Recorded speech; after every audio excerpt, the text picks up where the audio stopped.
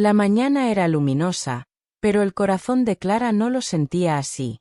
Desde temprano, la Casa Blanca en la colina de Sanlúcar parecía más vacía que nunca. El coche de su marido ya había desaparecido en dirección a la base militar, y con él, todo lo que le pesaba, y todo lo que alguna vez le hizo ilusión.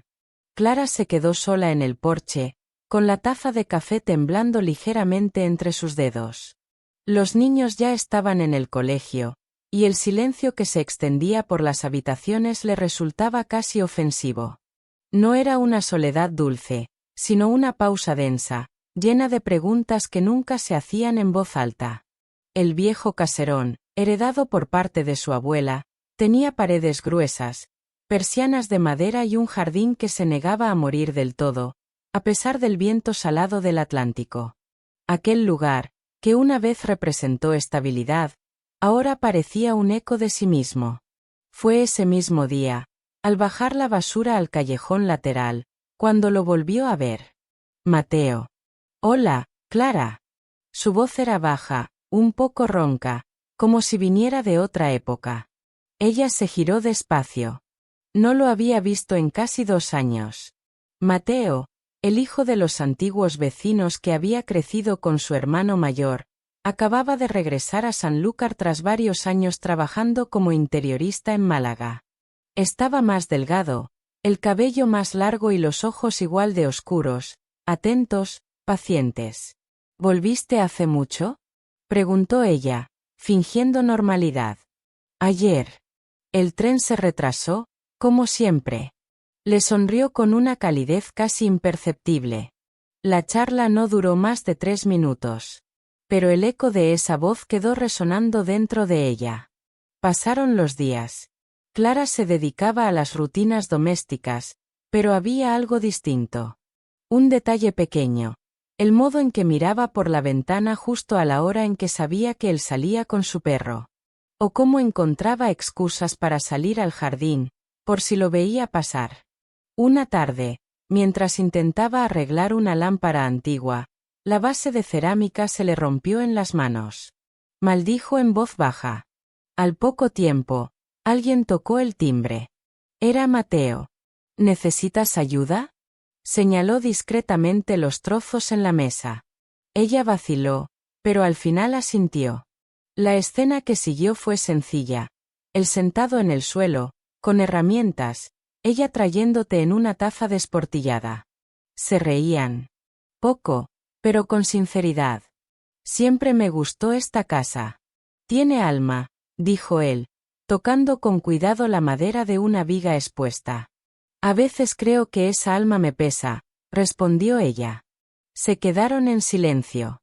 Un sábado por la mañana, Mateo la encontró en el supermercado.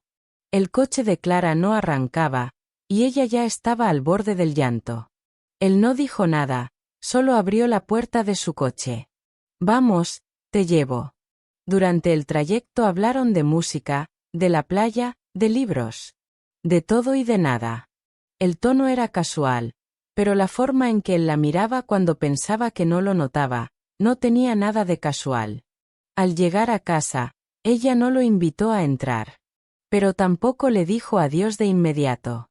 Gracias, Mateo. Para eso están los vecinos, ¿no? Clara sonrió. Por primera vez en mucho tiempo, esa sonrisa no fue por cortesía. Esa noche, el silencio del caserón fue diferente. Ya no era una prisión. Era una pregunta. Los días pasaban, iguales y distintos a la vez. Clara continuaba con sus rutinas, pero ya no eran del todo suyas. Algo, sin nombre, comenzaba a habitar en los espacios entre cada cosa, entre el desayuno de los niños y la lista de la compra, entre las llamadas sin emoción de su marido y los pasos suaves por el pasillo. Era una espera muda, sutil. No era amor, o aún no lo era, pero tenía su propio lenguaje. Clara lo descubría en los gestos, en cómo miraba la ventana justo cuando él cruzaba la calle, en cómo se le aceleraba el pulso al oír su voz grave desde el otro lado del seto. Empezaron a coincidir más seguido. No era casualidad, pero tampoco algo acordado. Una tarde, Mientras regaba las plantas, Mateo le habló desde su jardín. ¿Siempre te gustaron los jazmines? Ella sonrió, sin saber por qué esa pregunta le pareció tan íntima. Mi abuela decía que atraían recuerdos. Entonces mejor no plantar demasiados, respondió él, y ambos rieron. Las tardes se alargaban. Sanlúcar parecía suspenderse en una luz dorada, casi inmóvil. Clara comenzó a preparar té justo antes del atardecer, con la esperanza de verlo pasar. A veces él se detenía, otras veces solo levantaba la mano. Pero cuando se detenía, hablaban. De música. De libros. De lo que habían perdido sin siquiera saberlo. Un día, desde su cocina, Clara escuchó una melodía antigua.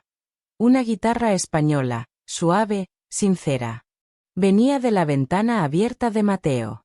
No era una canción conocida, pero a ella le pareció haberla escuchado en algún lugar del alma. Se quedó quieta, sin moverse, solo escuchando. Esa noche, el viento del mar era más fuerte. Traía consigo el olor de la sal, del romero, y de algo que removía dentro. Clara no pudo dormir. Dio vueltas en la cama vacía, se levantó, encendió la luz, la apagó, miró el reloj. Salió de casa sin saber por qué. Solo llevaba un suéter fino y los pies descalzos. Caminó hasta la puerta de Mateo. Dudó. Iba a irse, pero entonces la puerta se abrió. Él no se sorprendió. Solo dijo: ¿Quieres pasar? Ella asintió. Se sentaron en el suelo del salón, sobre una alfombra vieja, con una botella de vino abierta entre ellos. No había velas. No había música. Solo el murmullo del mar lejano y sus respiraciones entrecortadas. No vine por nada, dijo ella, por fin. Lo sé. No se tocaron. No era necesario. La distancia entre ellos estaba llena de una presencia invisible, suave y densa como una promesa que no necesita cumplirse. Hablaban poco. Se miraban mucho. Y cuando el reloj dio las 2, Clara se levantó, sin prisa. Mateo la acompañó hasta la puerta, sin decir nada más. Ella caminó de regreso bajo el cielo negro, sabiendo que no había roto ninguna norma. Pero también sabiendo que ya no era la misma mujer que había salido de casa. Caminaba descalza, con la brisa de la madrugada acariciándole el rostro y el rumor lejano del mar aún vivo en los oídos. Las calles dormidas de Sanlúcar la recibían como a una sombra que no quería esconderse. Clara llegó a casa antes de que saliera el sol. Abrió la puerta sin hacer ruido, como si aún tuviera algo que ocultar. Pero no había nada que esconder. Nada había pasado. Y sin embargo, todo había cambiado. Se apoyó un momento en el marco de la puerta, respirando hondo.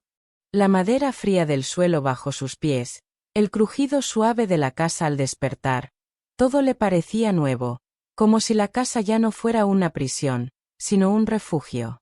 La misma casa. Pero otra. Pasaron los días. Las rutinas volvieron a ocupar su sitio. El desayuno de los niños, el sonido de la lavadora, las listas de la compra. Pero en Clara algo se había movido. Miraba el mundo con otros ojos, con otra forma de estar presente. La ausencia ya no dolía como antes. Ahora era un espacio que sabía llenar sin miedo. No necesitaba llenar silencios con palabras, ni justificar cada emoción. Había aprendido a escuchar su respiración. Y también la del otro. A veces volvía a cruzarse con Mateo. Desde lejos. Desde el jardín. Desde la ventana. No hablaban. Ya no era necesario. En sus miradas había algo pactado en silencio. Lo que existió, existió. Y con eso bastaba. Una tarde cualquiera, sin anuncio previo, su marido regresó. Traía la misma maleta, la misma voz, los mismos gestos de siempre. Clara lo abrazó como se abraza a alguien que ha estado lejos, pero no demasiado. Él no preguntó nada. Ella no dijo nada. Estaban juntos, sí. Pero en Clara había un rincón nuevo. Un lugar silencioso, suave, que no pertenecía al pasado ni al presente. Un lugar donde vivía la certeza de que algo la había despertado. No era culpa. No era traición. Era transformación. Días después, al caer la noche, Clara estaba sentada en el porche, con una manta sobre las piernas y una taza de té entre las manos. El viento traía consigo el olor del mar, como siempre. Y entonces lo oyó, pasos sobre la grava. Mateo pasaba frente a la casa, como otras veces. Lento. Sin prisa. No miró directamente, pero ella sintió que sí la había visto. No se dijeron nada. Y, sin embargo, en ese silencio había más verdad que en 1000 palabras. Ambos sabían, eso que nació entre ellos seguía vivo. Silencioso. Íntegro. Irrenunciable. Nos alegra tenerte en el canal Pecado y Susurros. Suscríbete, dale like y descubre muchas más historias románticas.